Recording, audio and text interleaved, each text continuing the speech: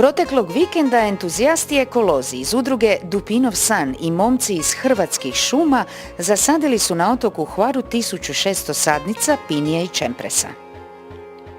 Pa pinija je veoma zahvalna vrsta. Svojim oblikom krošnje koja je veoma karakteristična i koja uljepšava ovaj ambijent, to je kišobranasta krošnja, dok nam je čempres piramidalan.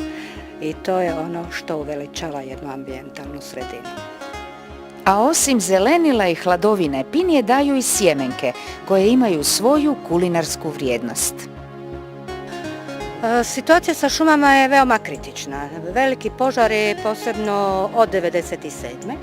Pa 1997., 2003. i 2007. su uništile više od 10.000 hektara. I zato treba vršiti što više pošumljavanja sa četinjačama. No ipak, na opožarenom području u blizini grada Hvara niknuće čitava mala šuma i krasiti obronke uvale Vira.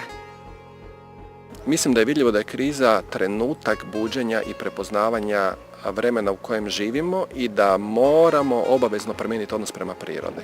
Već kroz samu spoznaju da zelena ekonomija treba itekako zaživjeti. To znači od zelene energetike, zelenih tehnologija, zelenog graditeljstva, zelenog poduzetništva i svega onog gdje će ekonomija biti u suradnji s ekologijom na ravnopravnim osnovama. Do sada čovjek uglavnom velikim dijelom ne poštuje prirodne resurse i smatra da je iznad prirode, a priroda pokazuje da to nije zapravo istinita činjenica i da se mora spojiti i ući u suglasje sa njom.